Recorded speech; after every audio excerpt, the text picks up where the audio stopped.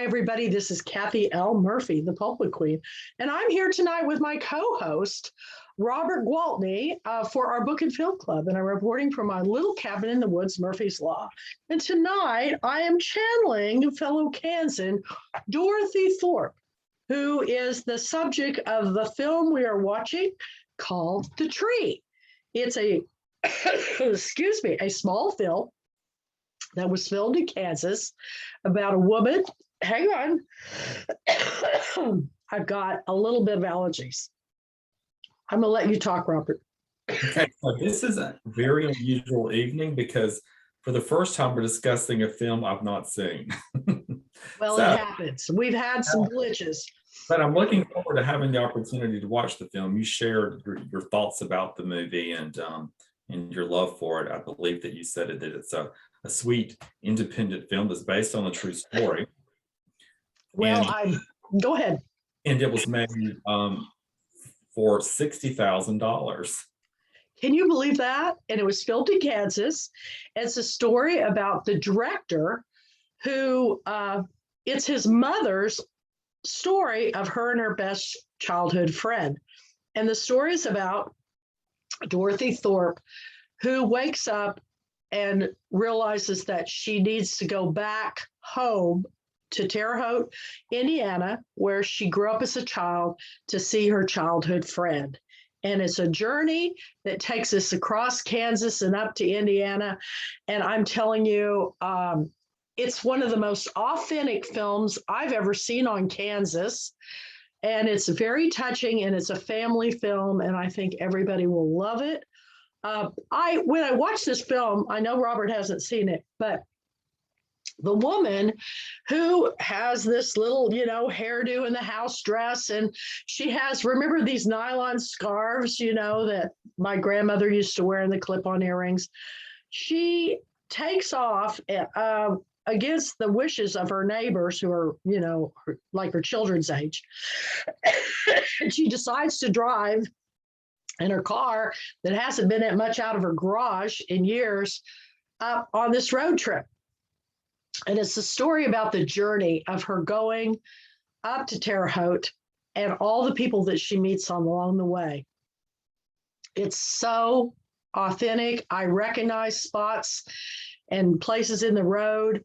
She goes through Topeka up to Boonville, Missouri. I don't think most people would recognize these things, but being a Kansan and always driving the back roads, I recognized a lot of it. And I just love the character of Dorothy Thorp.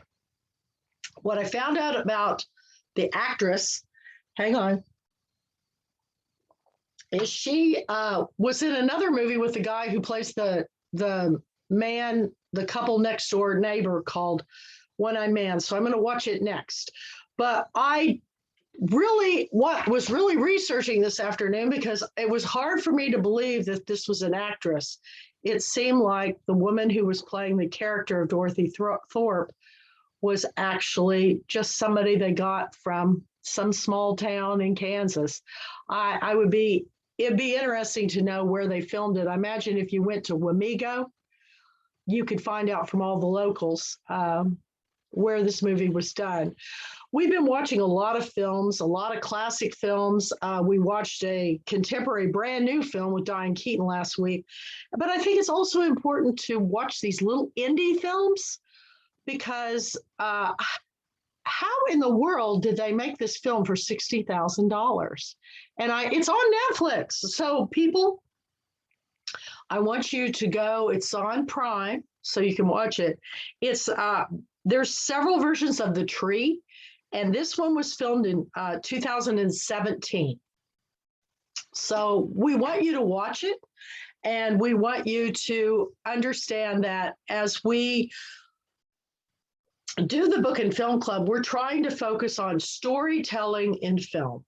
And this is a real life story, and it's quite life-changing. When you watch it, and the characters that she meets along the way, the waitresses, the homeless man, it reminds me of some other indie films that I've seen, but it's one of the best. And it's also Kansas films. Okay, if you just think of a Kansas film, what do you think of, Robert? Kansas film. Oh my goodness. I don't even know that I can think of a film when I think of Kansas, other than The Wizard of Oz. Right, The Wizard of Oz. But pretty much every film that's ever been made in Kansas was the most dire circumstances you've ever seen, in cold blood, Yes. Badlands, the Gypsy Moth. I mean, all of them had sad stories. And this was one that I felt like was a very much a life affirming story, and very much like the way I was raised in Kansas, what they ate, how they dressed, the way small towns look, the roads. And a lot of people don't know much about the Midwest. There's not a whole lot of things that are done. So it's kind of nice to have a film that showcases that. And yes, The Wizard of Oz always showed it at the very beginning in black and white, where it's this desolate tumbleweeds. That isn't where I came from. It's rolling hills, meandering creeks, cottonwood trees. I think that's what's bothering me right now. I'm having some kind of cottonwood allergy, but I love the film and I hope everybody watches it. It's a quiet night tonight. We've had lots of storms this week, and I know a lot of people are really busy with family stuff and outside events. So not as many people here. And I apologize for coughing. Every time I talk, it tickles. So anything you want to add to the conversation, Robert? Well, not having seen the film was a little challenging, but I recall that you had had a great film. Tell you what. Okay. Excuse me.